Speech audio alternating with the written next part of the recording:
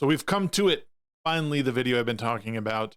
Quick look into my thoughts on Alien Romulus and Alien. Now, this is likely a video that some of you might scoff at, but I promise, just bear with me. Let's get through this together. Now, remember, this is not meant to be a negative video, but rather maybe even an antidote to the negativity that I'm seeing around the commentary space surrounding movies and how it's easy to get caught up in the negative aspects of film while ignoring some of the positive things. Now, not long ago, I tested a theory I had over on X regarding the movie Alien Romulus.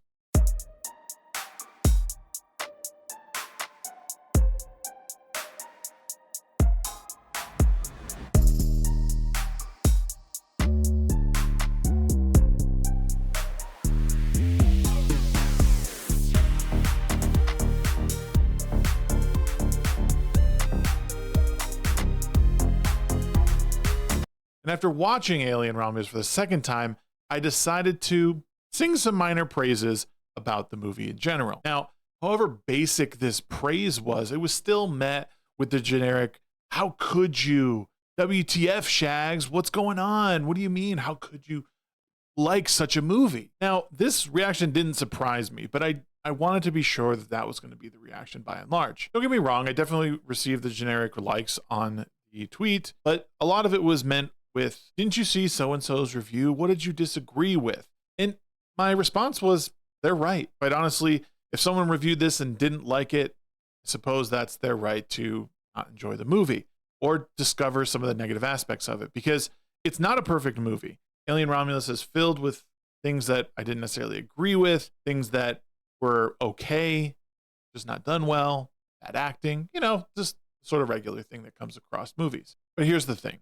What I've realized is that the way to really drive revenue when it comes to your criticisms of anything online is to be as hardline as you can about a certain topic. Drive people to each end of the spectrum, and you have your division, you have people arguing in comments, and that's how it's done, and that's fine. In short, don't give people quarter and never apologize. And now, while I agree with the latter, the former is a different story. It's not enough to dislike a thing. You have to drill it down to its very worst aspects of everything to show how awful something is. Same with the things that you like. Showcase everything great about a certain thing and never discuss its inadequacies. Movies, television, video games, they're all art forms at the end of the day. And as such, there does come a subjective nature with them. If done well, the audience, the viewers, the players can surmise a different message from them depending on mood that day, their personal experiences, etc. They often invoke different emotions from them as well. Good art can do a lot at once. Point being, audiences are generally left on their own to feel a certain way or not when it comes to their interpretation. This was a large point with Alien Romulus. This movie was less than perfect, but there were many great aspects of it that left me on the edge of my seat, especially during the first two acts.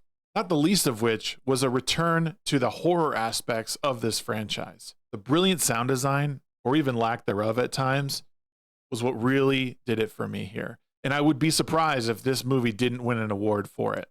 It really drilled home that feeling of in space, nobody can hear you scream. Now, to be honest, the characters in this movie didn't seem any more insufferable than characters from previous installments. And I know that might be a controversial thing to say, but bear with me. Now, a film like Aliens, which is regarded as the best in the series, has probably some of the most insufferable characters in movies, not the least of which is Bill Paxton's character. The actor David Johnson did a great job playing an outdated Weyland-Yutani android, and like the other films, did a fantastic job at weaving a story of losing and building lasting trust in friends and family. The environments were masterfully created in the same retro-futuristic style of the previous films. My suspension of disbelief at certain points in the movie wasn't so bad that it lost me. Again, the final act of the movie is the weakest part of the movie, but didn't lose the plot enough to have me disinterested.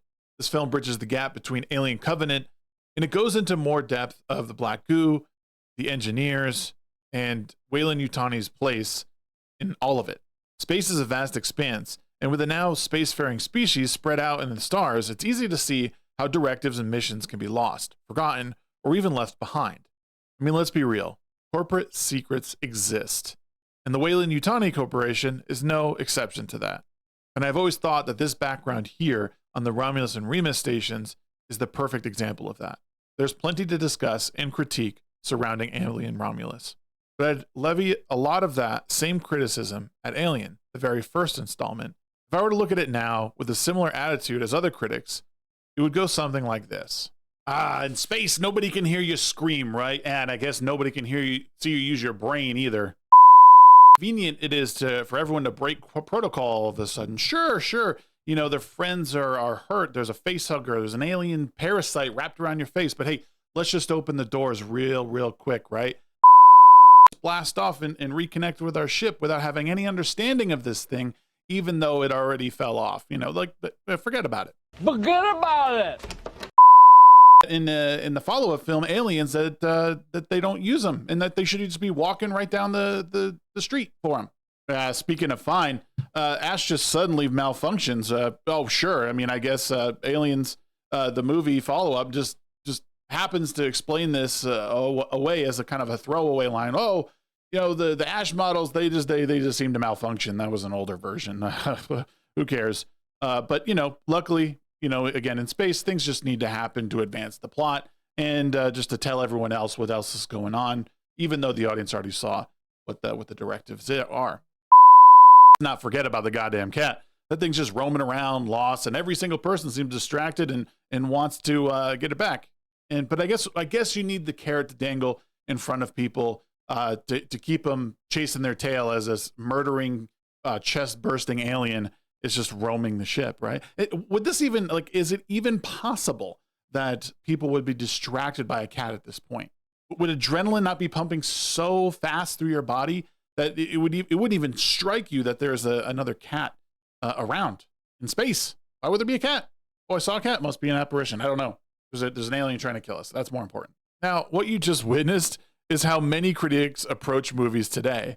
There's unabashed hatred for films because of wokeism or strong female characters, and they fail to discuss the nuances of that art. Few people will walk away from their first viewing with every detail of a story. Many won't revisit that movie for months, sometimes years. First impressions generally guide them in one direction or another. For this reason, I think Alien Romulus succeeds. It pulls on nostalgia, if you need to call it that, while pushing the series into new territory and giving the franchise a new threat. Is it too much? Too late? Perhaps. But the film on its own is well done. Betty Alvarez and crew created a terrifying experience, one that I haven't seen in many years from an Alien movie. I'm not necessarily asking anyone to change their mind on what they think of Alien Romulus. More so, I would like people to change on how they approach movies in a critical way. Easy to fixate on negative details because you don't like a particular company or actor or director. What becomes a little bit more difficult is being able to take positive aspects out of something that is generally bad or generally seen as bad. In my opinion, this movie is well worth your time. It is a brutal sci-fi horror film that expands the universe of Alien, giving you a little bit more information. So try this. The next time you're watching a movie that you find is not quite up your alley, try discovering some of the better aspects of that film. It's always going to be something you don't like about a film, but a real critical eye can see the good in even the worst things.